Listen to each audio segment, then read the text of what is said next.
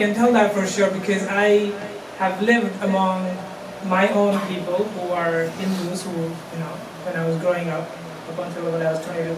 By the way, how many here do not know English? I'm so sorry, I'm just starting to talk. कितने लोगों को English खबर नहीं है? सबको पता है माशाअल्लाह, तो सब समझ लेंगे मुझे. If somebody has any problem, just stop me and I'll try to translate, okay? So, when I was actually trying to meet all these people to find what they offer to other humanity, and then when I saw Muslims, there is a whole difference when it comes to Muslims' attitudes to the people. And it is not because we have earned something as Muslims, because we are special. It is only because what we profess in our hearts and mind, and that is the love of Allah and His beloved Rasul sallallahu alaihi wasallam. It is only these two illuminating forces, these two lights, these two nur, is making Muslims, the Muslim heart, illuminating other peoples around them. If we do not have the value of these two, then we become dull. Then we become less impacting to other people. We are celebrating this beautiful moment of Hussein radiallahu anhu's martyrdom. And his life, if we study, it was only to inspire youth to stand for the haqq, to stand for the truth. And no matter whatever comes on your way, you will face the challenge to take on whatever enemy comes. And Hussein radiallahu anh, he actually delivered it in his lifetime. He was very cunningly was called from Kufa to come to show the leadership. And then when he's on the way, the people, they backtrack and they try to attack. And you know the story much better than me. But he, with only the gathering of 60 to 70 people, mostly women and children, he did not step back. He did not go back from the truth. And that truth, as Allah subhanahu wa ta'ala says, وَلْتَكُمْ مِنْكُمْ أُمَّةٌ يَدْعُونَ إِلَى الْخَيْرِ. Among you are the people who are always there to call to goodness, to call to that is haqq, to call to that is truth. And he, among his whole family members, and there were even infant children in that gathering, they stood in that line and they gave their lives. So many such Sahabas have passed by, which is why you are a Muslim today. We need to ponder about this few minutes every single day that, what am I? Why am I Muslim? How did I get this beautiful gift of Islam in my life? What did I sacrifice for it? What did I do for it that Allah has granted this gift to me? And now, what should I do with this gift? Should we take it for granted? Or we have an ultimate motivation behind it? And this is what is a life of Muslim is. You know, there are two phases, right? One, we purify our hearts, tazkiyatun nafs, which is why we come to the masjid, we come to the halaqas, we sit down with the aimma, we seek knowledge, we study, and we actually practice, salawat and siyam and all those, the rituals. And then the next stage that is obligatory on the Muslim ummah, as Imam just now said, what is that? Istiqamat deen.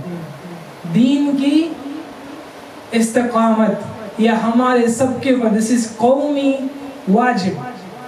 This is fardu kifaya, hum sabke upar, ki hum sab, at some level, whatever knowledge we possess, we have to convey this message to the people around us.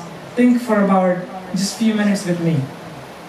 If we are in the first generations among the time of the Sahaba, and you are facing unsurmountable challenges that comes to you, the kuffar trying to attack your family, They're trying to put heavy stones on you until you give up your religion.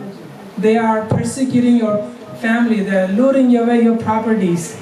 And through those times, you are coming through with the company of the Prophet ﷺ, the presence of the Prophet ﷺ, and the Sahaba who are around them. If they didn't give that sacrifice, if they didn't stand for the deen, would we be Muslim today?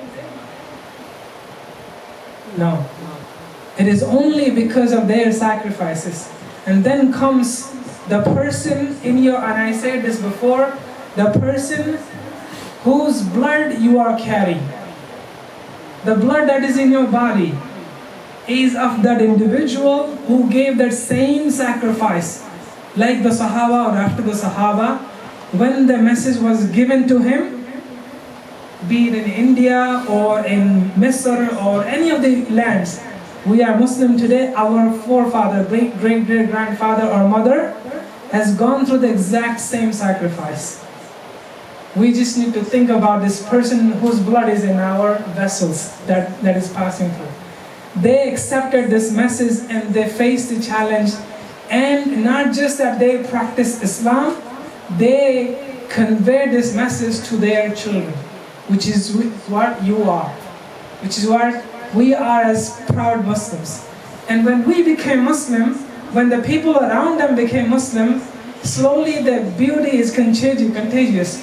When you have a goodness that easily flows, that easily attracts, when there is a good fragrance, even if you're like miles away, your feet away, you can get the smell of it. That is how the beautiful deen of Islam. Now, why I'm saying all these, amazing things that we always experience in our deen, Jummah to Jummah, when we come and we see, all these hundreds of people coming praying, and all our sins from the last Jummah to this Jummah getting forgiven, and then we see this, ultimate warmth when we see our brothers after the prayer, we're hugging each other, we're, shaking hands of each other, and that actually increases our iman. Imagine we didn't have that many people around us. Imagine we had only the pressure of the non-Muslims or the pressure of the kufran al-tariqa. To kya hota hamare ko? But there is an ultimate challenge like that exists among us. This is a surprising number. It will just surprise many of us today. The Pew Research says, which is of 2018, the recent research, in America, 23% Muslims leave the deen of Islam. 23%. That means almost 1 in every 4 people leave the deen of Islam. I'm not just saying it out of nowhere. But we don't need to be afraid about it. Allah subhanahu wa ta'ala says in His book, those who turn away, Allah will bring back a new people. Allah will give them the deen. They will love Allah and Allah will love them. And they will carry this deen. And the 23% that is going, the attrition rate is 23%. No, we don't have a fear about it. But we have more people coming into Islam. Because of the Aimma, like the Imam, the Shuyukh around us, I feel literally that I am actually doing Zoom, sitting in this side of the gathering with this major Shuyukh, and I'm speaking the company. I feel, I don't know what words to say about it, but because of the Shuyukh who are giving their whole life in this non-Muslim land to convey this message of Islam, we need to be part and parcel with them. We need to be working close with them, that whatever you know from the message of Islam, that you share with your friends, the colleagues. And if you have a challenge that your son is asking, your daughter is asking, do not shun them. Do not shush them. Do not stop them from asking questions. Just now I just came from work, that's why I was just wearing these kind of dresses, I'm sorry about it. And I was reading on my message that there is a new group called XMNA. It's called Ex-Muslims of North America.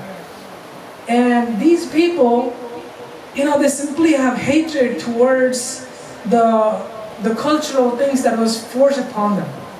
As youth, you are growing in America, there's so much other type of freedom that exists to you, but when you get too much pressure in your own family, from your own father and mother, then you tend to have this kind of, less interest towards following your own deen. And then once you go to college or workplaces, there is no more boundary around that time. Yeah, you were with your parents, you were living with them, they were providing you, so you were, somehow listening to them. But now you are on your way, and then you just can, just leave everything together. That purely comes through our own harshness. Sometimes we practice, sometimes we give importance to cultural aspects too much than the need of the children. And I was sharing some examples with our Imam that, there are too many kids, especially in their youth, in their 20s, are turning towards this disastrous cancer called atheism. Why is that happening? It's because we have least support in our family, and we do not tend to answer their questions when they are growing up. And then once they have attained their youthhood, there's nobody to question, there's nobody to support them, there's nobody to help them.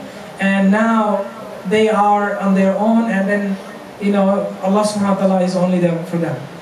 Now, these alarming things I'm bringing not just to scare us here, but to inculcate this idea that as a Muslim, da'wah means calling to the deen of Allah is wajib upon every single one of us. I'll repeat again. All of the shuyukh of the Sunni Muslims, they accept that da'watul Islam is fard on every single person according to your knowledge. If you knew one line, and that is the La ilaha illallah Muhammadur Rasulullah, you need to share it. We share so many things. Look at your phones. Now you just open up, there are like 5 social media apps. Why did they develop all these social media apps? Because people tend to share things. Now, if you saw if you went to a nice restaurant, you actually attended a nice halaqah like this, you'll obviously share with your friends and family. And what best thing that we can share than the message of Islam? It is that is good for us, and then also the flip side of it is that it is a warning that if we don't do it, then there could be a command from Allah subhanahu wa ta'ala that He will bring about a new people who will do this work. So I actually invite all of our brothers and sisters that we join every single Saturday. We're thinking to start a class to answer the questions of our youth, especially who are going to schools and colleges. Right here in our masjid, in our own community, whatever time suits, we'll have little refreshments, food, and sit together and have a dialogue. Not just like lectures, dialogues where we come with your questions and I'll share tips of how to convey Islam to atheists, to Hindus, to Christians, to Jews, or to people of no faith. Or if somebody is questioning, they have the misconceptions, for example, why Muslims are violent, why terrorism is associated with Muslims, why, Muslim women are supposed to get 72 virgins if they actually go, blow themselves. These are the kind of misconceptions they have. And whenever we set up these tables, as the Imam was saying, I was baffled, I was shocked to see the doubts that people have about Islam. Many people come and tell me that Muslims worship Muhammad sallallahu alaihi wasallam. Can you imagine this? Because they understand that they worship Jesus. So supposedly Muslims worship Muhammad sallallahu alaihi wasallam. Na'udhu billah. And Muhammad sallallahu alaihi wasallam is most beloved to us. We will give our lives for him. We will do anything to hold his name high. If you look around all over the world, one name that is pronounced in every second of the time, every second on the clock, is Muhammad Rasulullah. No matter where you go, this is the beauty of Allah has implanted it, has orchestrated it that you cannot get away from it. This is bound to happen. But at the same time, people have such doubts. So we have a urgency, we have an obligation, and we also have to have this love most important of all those is the compassion that we need to share with others. Deen of Islam is nothing but love and mercy. And people are totally unaware about it. And comes down to us. Why are they unaware about it? Because he's my neighbor, she's my neighbor. My prophets have said that if you're making a soup, add a little more to it and share with your neighbor. No matter he's Muslim or non-Muslim. To the point that the Sahaba thought that the neighbors will have rights upon our inheritance. They thought to that point. So many obligations towards our neighbors. We as Muslims, we have to learn that beautiful attitude, how we can deal with our neighbors. And it can be a little surprising because they themselves live in individualistic society, majority Americans here. But we as community have to come to these plans and devise what we can do on a weekly basis to host them here or to host in our families. So those things we can discuss over time. I've taken enough time, subhanAllah. And my whole humble request to all of us that we bring our own youth, no matter whatever point they are, to come and discuss these community issues, that we as Muslims, we can share this responsibility and we can be benefited from the presence of the shuyukh, from these a'imma, from these ulama, that we benefit and then we take this beneficial information to our friends and family and to our non-Muslims neighbors. أقول قولي هذا أستغفر الله ولكم استغفروه.